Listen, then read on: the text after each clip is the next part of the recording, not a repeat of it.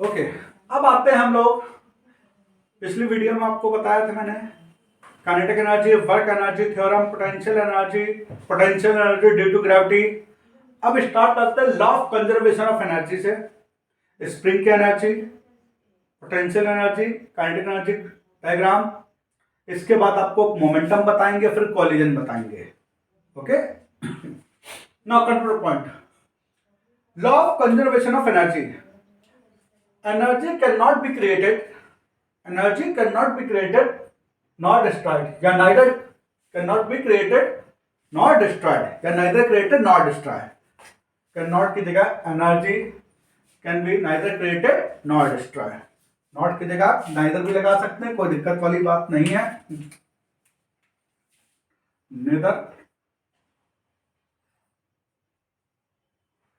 neither created nor destroyed but convert one form to another form.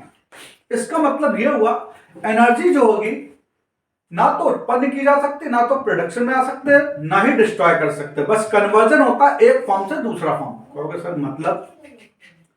Physics की भाषा में समझाए, काइनेटिक एनर्जी पोटेंशियल एनर्जी में बदलेगी, पोटेंशियल एनर्जी काइनेटिक एनर्जी में बदलेगी।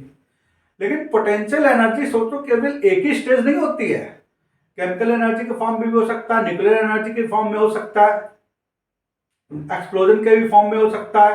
अब इसका बेस्ट एग्जांपल ऐसे बताऊं, आप लोग व्हीकल चलाते हैं यानी गाड़ियां चलाते हैं, उसमें पेट्रोल या डीजल डलवाते हैं, वो क्या होता है? केमिकल एनर्जी यानी पोटेंशियल एनर्जी का एक फॉर्म। उससे आप क्या चलाते हैं? व्हीकल। व्हीकल में क्या होते हैं? मोशन होता है। जब तक आपका पेट्रोल या डीजल उसमें नहीं पड़ेगा तो क्या आपका इंजन काम करेगा? तो वाजिब जवाब होगा नहीं।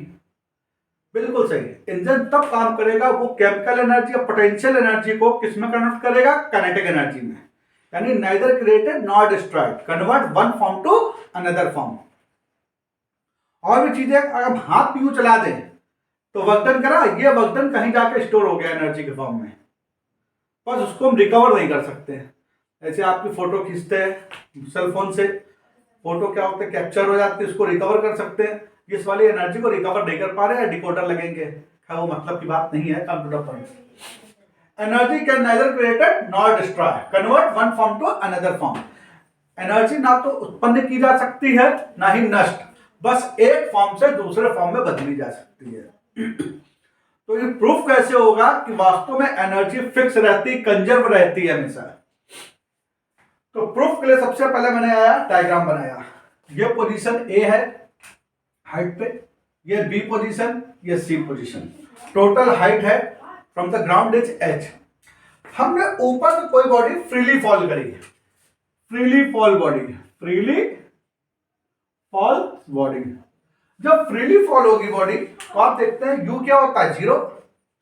अगर हम इस पे कॉन्सेप्ट में ए पे एनर्जी निकाल ले, पोजीशन ए पे, पोजीशन बी पे, पोजीशन सी पे, अगर तीनों एनर्जी सेम आ रही है तो मतलब law of conservation of energy verify हो गया।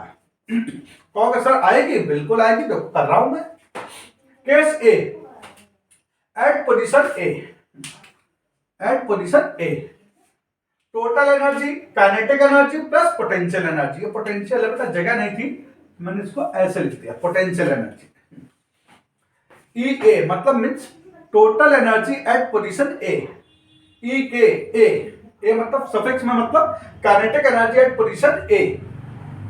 You means potential energy at position A. Kinetic energy का फॉर्मूला क्या होता है? Half M U square. तो यहां क्या लिखेंगे? Half M U A square, U A, और प्लस एम जी एच होता है। एच का मतलब समझते हैं आप? डेप्थ और हाइट में क्या डिफरेंस आपको मालूम है? नीचे से ऊपर जो जाती है उसको बोलते हैं हाइट, और ऊपर से नीचे देखते हैं यानी नेगेटिव फॉर्मेट में कोऑर्डिनेट सिस्टम से ऊपर से नीचे देखते हैं डेप्थ। तो हाइट हमेशा नीचे से ऊपर ली जाएगी। तो हाइट कितनी है? सी ए, तो हमने सी ए लिखा है, not a C, C A H. Initial velocity क्या है फ्रीली फॉल बॉडी के लिए? यू जीरो रख दिया, M as it is, M G, C एक जगह एच रखा, 0 का मल्टीप्लाई करेंगे किसी से तो आएगा 0, तो आ जाएगा क्या? 0 plus M G H, 0 plus mgh means position A पे जो आया है वो आई है एनर्जी हम लोग की टोटल कितनी आई है mgh। अभी ए पोजीशन पे निकालना है, अब बी पे निकालेंगे बेटा। अब कौन सर बी में भी यही करना पड़ेगा, बिल्कुल। बी में क्या करना पड़ेगा, kinetic energy at position B plus potential energy at position B.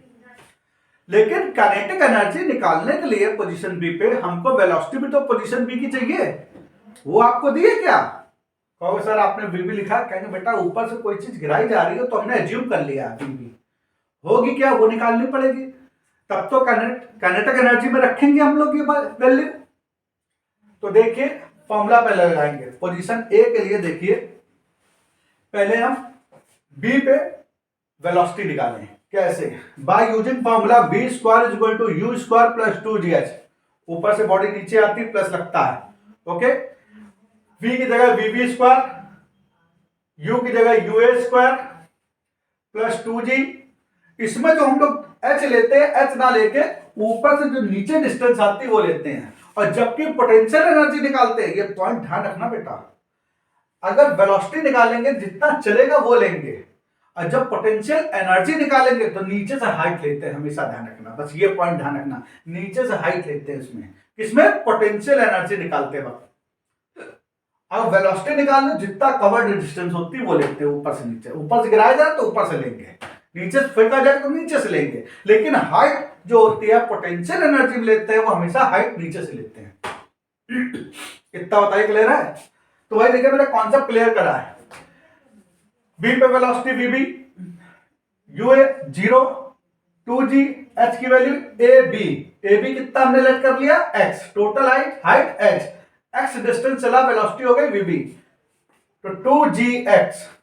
तो वेलोसिटी बी पे कितनी आई 2gx, वो भी स्क्वायर रूट में, हम तो स्क्वायर ही रखेंगे, काम आएगा। देखिए इसको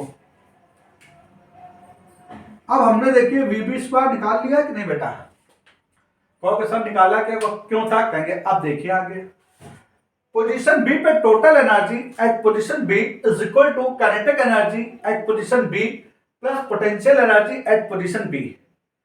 kinetic energy we can write as half M V B square plus M G. हमने अर्लियर टोल्ड साफ साफ पहले बताया था, जब पोटेंशियल एनर्जी निकालते तो हाइट लेते हैं। हाइट कहां से लेते हैं? नीचे से। तो कहां पे है बॉडी आई? यहां पे। पहले बॉडी यहां पे थी, फिर बॉडी यहां पे आ गई, तो हाइट क्या लेंगे? नीचे से। तो बीसी लिखा, देखिए गौर से देखिए, हाइट नीचे से ली गई है। वेलोसिटी निकालते वक्त ऊपर से लिया था, ऊपर से बॉडी नीचे गिर रही थी। अब देखिए बीसी की जगह क्या लिखेंगे? टोटल हाइट h, इसमें x लेस कर दिया तो कितना आ गया बीसी? h minus x. तो देखिए मैंने वैल्यू रखी है, वीबी स्क्वायर की वैल्यू यहां पे रख दी, तो ये आया 2gx प्लस mg। बीसी की वैल्यू क्या रखी है? h minus x, 2 cancel, mg अंदर मल्टीप्लाई कर देंगे तो mgh minus mgx, mgx plus mgx cancel, तो देखिए इधर भी आया mgh। तो आपको बेसिक फंडा क्या याद रखना है? Total energy at place B या पोजीशन बी, ई के B, kinetic energy at point B plus potential energy at point B. Kinetic energy half M V square V square निकालेंगे, वो रखेंगे, और पोटेंशियल एनर्जी निकालते वक्त हाइट निकालेंगे, height रखेंगे सॉल्व करने पे। ये अब पोजीशन सी का, इसमें कोई प्रॉब्लम, ऊपर से कोई चीज गिरेगी तो यहां वेलोसिटी कुछ ना कुछ तो होगी। जब तक वो वेलोसिटी नहीं निकालेंगे आप काइनेटिक एनर्जी कैसे निकाल सकते हैं? तो सबसे पहले foremost we have to try to find the velocity at position C. सबसे पहले हम लोग कोशिश करते हैं कि सी पोजीशन पे वेलोसिटी निकालें, तब तो काइनेटिक एनर्जी का फॉर्मूला लगाएं। तो सीक्वेंस में at position C v by using v square is equal to u square plus 2gh, पुराना फॉर्मूला। v की जगह क्या रखेंगे? vc, u की जगह ua, पहले से रखते ज्यादा बेटर रहता है, इससे रखोगे डिस्टर्ब हो जाएंगे आप।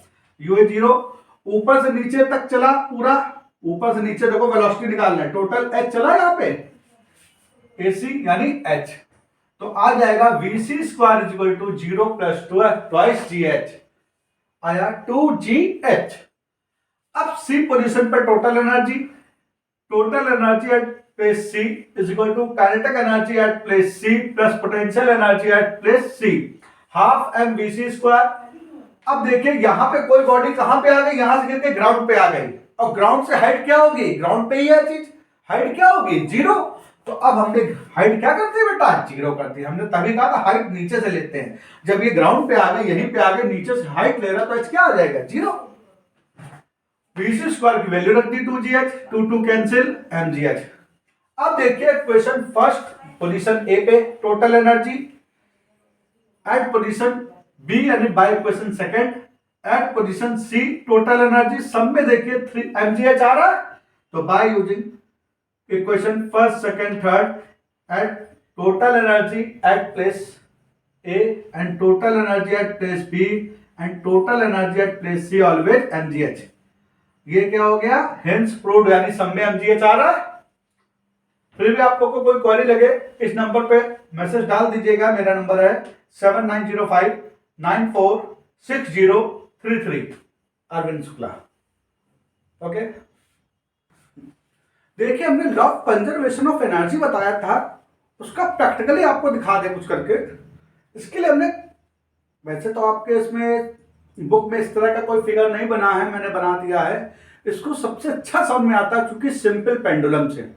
कहोगे सर सिंपल पेंडुलम होता क्या, we take a weightless and flexible string यानी थ्रेड, धागा, धागे का एक सिरा रिजिड सपोर्ट से बांध देना, कोई दृढ़ आधार से बांध देना, रिजिड सपोर्ट से कर देना, और दूसरे सिरे पे कोई स्टोन या मेटेलिक बॉडी, सॉलिड बॉडी बांध देना। ठीक, we take a weightless and flexible string, इतनी बड़ी स्ट्रिंग लेना, उसमें लोहे की कोई चीज बांध देना या पत्थर बांध देना, एक सिरा बिल्कुल फिक्स कर देना, दूसरा सिरा फ्री रखना, धक्का मारोगे ऐसे करके तो उसको कहलाता है सिंपल पेंडुलम। धक्का मारोगे हल्का सा तो इधर जाएगा, एक सर्टेन पॉइंट तक जाएगा, फिर वापस आएगा, यानी ऐसे देखिए आपका आएगा जाएगा, ये जाएगा फिर आएगा, ऐसे आता रहेगा। तो हमने इसको बोला कितनी दूर तक मैक्सिमम जा सकता है, उसको बोलते हैं एक्सट्रीम पोजीशन। क्या बोलते हैं, एक्सट्रीम पोजीशन। जितनी दूर यहां जाएगा, वापस जब लौटेगा तो उतनी दूर यहां भी जाएगा, ये कहलाता है बीन पोजीशन। जैसे लंगड़ है, इसको ऐसे ऐसे चला रहे हैं तो आगे बढ़ जाएगा। तो हमेशा ध्यान रखना, जब इसको तेजी से चलाएंगे, मेरे पास एपरेटस नहीं है लंगड़ का, वरना मैं आपको बता देता हूं पूरा, फिर भी समझ लीजिए। तो इसको धक्का मारा तो इधर गया पहले, तो यहां सर्टेन पोजीशन तक गया, फिर वापस लौटा। जब वापस लौटेगा इसको क्रॉस करेगा, फिर यहां आएगा, फिर यहां से वापस लौटेगा, इसको क्रॉस करेगा, ऐसे होता जाएगा, और धीरे धीरे एक्सट्रीम पोजीशन कम होती जाएगी, मतलब मैक्सिमम डिस्प्लेसमेंट जितनी दूर जा सकता है, इसे बोलते हैं एक्सट्रीम पोजीशन।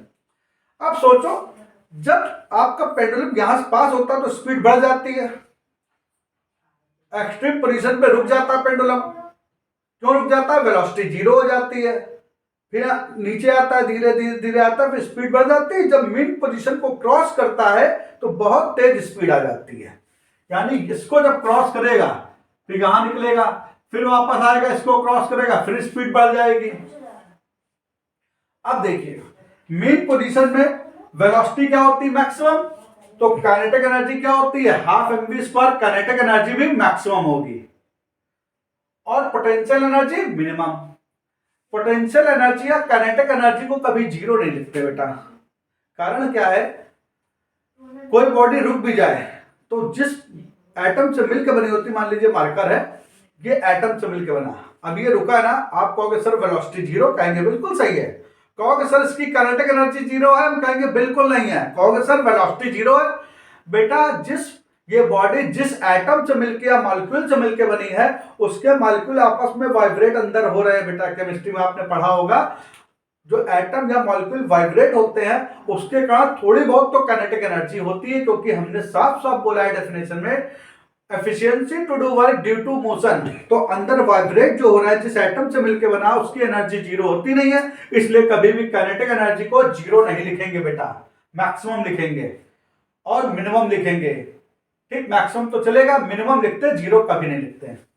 तो काइनेटिक एनर्जी यहां पे क्या होगी, मीन पोजीशन में मैक्सिमम, पोटेंशियल एनर्जी क्या हो जाएगी, मिनिमम, क्योंकि चलता जा रहा है ना, मोशन हो रहा है ना, तेजी से मोशन हो रहा है, potential energy minimum, velocity maximum. इसका जस्ट अपोजिट एक्सट्रीम पोजीशन, कोई पेंडुलम आया यहां आके ऐसे मूव कर रहा, रुक गया, तो वेलोसिटी तो जीरो हो गई, लेकिन काइनेटिक एनर्जी जीरो नहीं होगी, क्योंकि काइनेटिक एनर्जी आप तो लगा लेते हो sir ji, half M V square formula लगा दे, इससे तो वी जीरो रख देंगे, काइनेटिक एनर्जी जीरो हो जाएगी। कहेंगे आप जीरो रख देंगे, काइनेटिक एनर्जी जीरो नहीं होगी, क्योंकि हम लोग प्रैक्टिकली लेते हैं, क्योंकि बॉब जिस मेटल से मिलकर बना, उसके एटम से मिलकर बना है, उसके एटम आपस में वाइब्रेट कर रहे हैं बेटा, इसलिए मिनिमम देते हैं। और पोटेंशियल एनर्जी यहां पे मैक्सिमम होगी, रुक गई ना पोजीशन, अब ग्राउंड से देखो इसकी हाइट आ गई, इसलिए मैक्सिमम होगी। अब इसको कन्वर्जन चार्ट अब बनाया मैंने। अब देखिए जब काइनेटिक एनर्जी का, इसमें दो ग्राफ बनाएंगे, काइनेटिक एनर्जी का, एक पोटेंशियल एनर्जी, ब्लैक वाला काइनेटिक एनर्जी का है, ये मीन पोजीशन है, ये एक्सट्रीम पोजीशन है, यानी ये वाली पोजीशन ये है, ये है, ये और मीन पोजीशन ये है। मीन पोजीशन में यू क्या होता है, मिनिमम, पोटेंशियल एनर्जी मिनिमम देखो, और काइनेटिक एनर्जी क्या है, मैक्सिमम। काइनेटिक एनर्जी देखिए जा रही है, कहां पहुंच गई, मैक्सिमम, टॉप पे पहुंच गई, और फिर वापस देखो काइनेटिक एनर्जी पहले क्या होगा, धीरे धीरे बढ़ेगी काइनेटिक एनर्जी, एक्सट्रीम पोजीशन से यहां से आएगा, धीरे धीरे काइनेटिक एनर्जी बढ़ेगी, मैक्सिमम तक पहुंच जाएगी मीन पोजीशन में, फिर धीरे धीरे कम होगी, और कितनी कम हो जाएगी, मिनिमम तक, एक्सट्रीम पोजीशन तक। देखिए पहले बढ़ी काइनेटिक एनर्जी मैक्सिमम तक, फिर देखिए एक्सट्रीम पोजीशन तक, फिर कम हो गई। अब इसका उल्टा क्या होगा, पोटेंशियल एनर्जी उल्टा चला रहे हैं, यू देखो मैक्सिमम है एक्सट्रीम पोजीशन पे, जैसे मिड आएगा किसमें, मिड पोजीशन में, यू की वैल्यू जीरो हो गई, यहां पे नीचे से देखा जाता है ग्राफ, यू जीरो हो गया, फिर देखो एक्सट्रीम पोजीशन पे जाएगा, फिर मैक्सिमम हो जाएगा यू।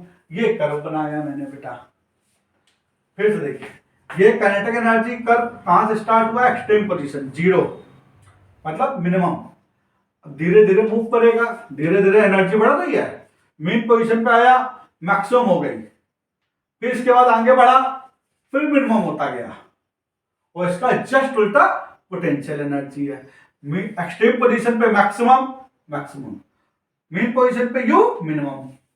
ओके, हाँ बेटा देखिएगा, अब है एनर्जी एट स्प्रिंग, यानी पोटेंशियल एनर्जी एट स्प्रिंग। हमने आपको जब पोटेंशियल एनर्जी का, आपको जब मैंने एग्जाम्पल बताया था, कहा किसी स्प्रिंग को खींचो, छोड़ दो, जितना आप खींचेंगे उतनी कंप्रेस होगी, उसमें कुछ एफिशिएंसी होगी काम करने की, यानी कोई स्प्रिंग कंप्रेस करके रख दो, कोई प्लास्टिक की हल्की बॉल रखो सामने और छोड़ दो स्प्रिंग को, तो स्प्रिंग टकराएगी प्लास्टिक की बॉल से, तो प्लास्टिक बॉल मूव करेगी।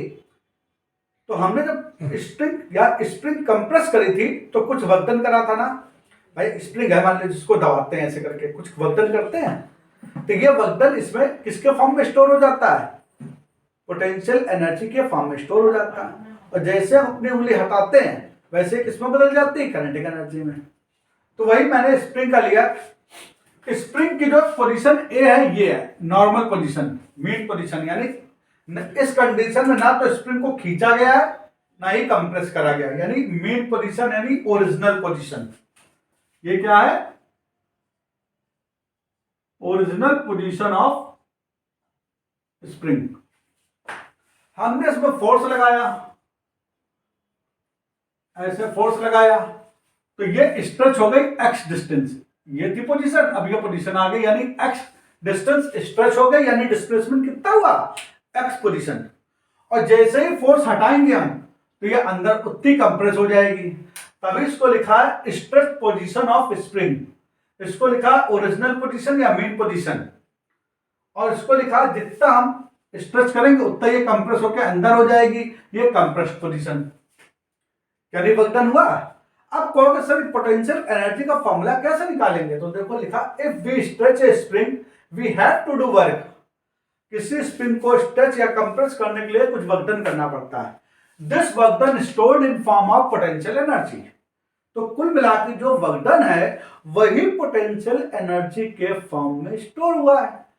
और वर्कडन कैसे निकालते हैं, मतलब potential energy is equal to work done required to stretch the spring, work done required to stretch the spring. तो वर्क डन क्या होता है? Force into displacement. अब फोर्स क्या रखेंगे? एफ, और डीएक्स कैलकुलस से निकालेंगे, हमको तो मालूम नहीं कितनी बड़ी स्प्रिंग हो, कैलकुलस से डीएक्स होता है। अगर आप लोग को दिक्कत हो कैलकुलस में फिर दूसरे तरीके बता सकते हैं, कमेंट्स करके भेजिएगा। अगर दूसरा तरीका भी चाहिए होगा वो भी बता देंगे, लेकिन ओरिजिनल तरीका तो यही होता है। हमने कहां से कहां तक खींचा था? 0 से x डिस्टेंस तक, तो ये डिस्प्लेसमेंट dx। अब बाय हुक्स लॉ, इलास्टिसिटी में पढ़ते हो Hooke's law, F directly proportional to minus X. Minus क्या बताता है? अगर हम किसी स्ट्रिंग को खींचते हैं तो अगेंस्ट फोर्स काम करता है, रिस्टोरिंग फोर्स, अगेंस्ट फोर्स काम करता है। जैसे छोड़ देते वापस आ जाता है। माइनस साइन ये बताता है ये रिस्टोरिंग फोर्स है, अगेंस्ट काम करने वाला फोर्स। अब जब डायरेक्टली प्रोपोर्शनल साइन हटाएंगे तो कोई कांस्टेंट आएगा के, और के यहां पे बोलते हैं force constant of material of spring. Spring जिस मटेरियल की बनी होती है उसका फोर्स कांस्टेंट। ये एफ की वैल्यू उठा के यहां रखेंगे, डीएक्स की वैल्यू। अब लिमिट देखो, energy is never negative, minus का मतलब स्टोर हो रही है, तो हम के एक्स ही लिखते हैं एफ की जगह के एक्स। के कांस्टेंट बाहर कर दिया, कैलकुलस लगाई, इंटीग्रेशन मतलब टुकड़ों में बहुत ज्यादा काम होता है, टुकड़ों में करते हैं हम लोग, समझे? मान लो हम तुमसे कहते हैं बेटा 7वीं मंजिल में 100 kg का गेहूं का बोरा चढ़ाना, आप कहोगे सर पॉसिबल नहीं, कहेंगे डेली एक सीढ़ी चढ़ाओ, कहोगे पॉसिबल है। ऐसे पता नहीं कितनी लंबी स्ट्रिंग हो, हम छोटे छोटे पार्ट में काम करते हैं, फिर इसका समेशन निकाल लेते हैं। हम लोग की मैथमेटिक्स में समेशन बोलते हैं, यूनान की मैथमेटिक्स में इसको इंटीग्रेशन बोलते हैं, इंटीग्रेट कर दिया गया सारा वर्क।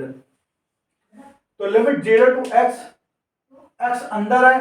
अब आपको बता दूं ये कैसे आया है, इंटीग्रेशन का फॉर्मूला आपको याद ना हो शायद, फिर भी मैं बता देता हूं। x पावर n dx होता है n plus 1 upon n plus 1।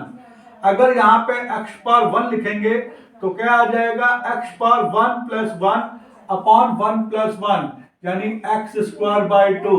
वहीं से आया बेटा x स्क्वायर बाई 2। देखिए हमने फॉर्मूला पूरा लगाया कैलकुलस का, तो क्या आ जाएगी वैल्यू? 1/2 के एक्स स्क्वायर। इंपॉर्टेंट डेरिवेशन है, इतना बताइए, क्लियर है बेटा? इसमें law of conservation of momentum बहुत आया है, लेकिन मोमेंटम जब तक जानोगे नहीं लीनियर मोमेंटम तो कैसे बता पाएंगे? है तो ये फोर्स का पार्ट, इसको बताने जा रहे हैं लीनियर मोमेंटम, तो वीडियो बहुत ज्यादा बड़ी भी ना हो। लीनियर मोमेंटम हम तो इससे जानते हैं, product of mass of body and the velocity. Product of mass of body, m is the mass of body and velocity. तो product of the mass of body and the velocity is called linear momentum और momentum. It is vector quantity, क्योंकि velocity vector है, m scalar है, scalar और vector का product हमेशा vector आता है।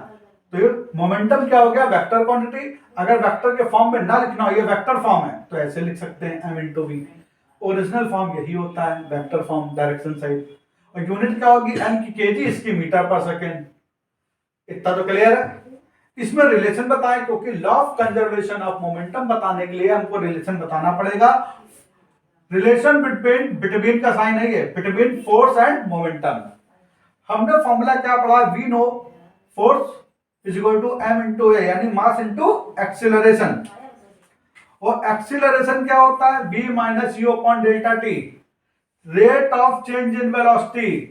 या फिर आप इससे भी निकाल सकते हैं v equal to U plus A T, तो v माइनस यू आएगा a इंटू टी, तो a equal to v minus U upon T. इसको हम डेल्टा टी लिख लेते हैं, अच्छा लगता है, टाइम इंटरवल ले रहे हैं ना। तो a की वैल्यू उठा के ये रखी मैंने, v minus U upon delta T से आया बेटा, देख लीजिए v equal to U plus A T मालूम है, u को इस तरफ लाए, लेफ्ट हैंड साइड में v minus U divided by T, delta T कर दो, ठीक। तो देखिए डेल्टा का मतलब होता है टाइम इंटरवल, बीच का टाइम, टी मतलब पूरा होल टाइम, तो हम लोग डेल्टा टी ज्यादा बेटर रहता है बेटा। फिर भी कोई दिक्कत तो बता देना। अब हमने क्या करा, ए की वैल्यू रखने के बाद एम का मल्टीप्लाई करा, M V minus M U. V है फाइनल वेलोसिटी, तो एम वी क्या हो जाएगा? Final linear momentum P2। U है इनिशियल वेलोसिटी, तो initial momentum P1 upon delta T. P2 minus P1 को we can write as delta P upon delta T. अब क्या डेफिनेशन हो सकती है फोर्स की? The rate of change in linear momentum, अगर टाइम का डिवाइड हो क्या बोलते हैं, रेट, डेल्टा लगाया मतलब change in, the rate of change in linear momentum is known as force. इतना क्लियर आया। अब आपको बताते हैं law of conservation of momentum, उसके एप्लीकेशन जिसमें कोलिजन का आप इंतजार कर रहे हैं। ओके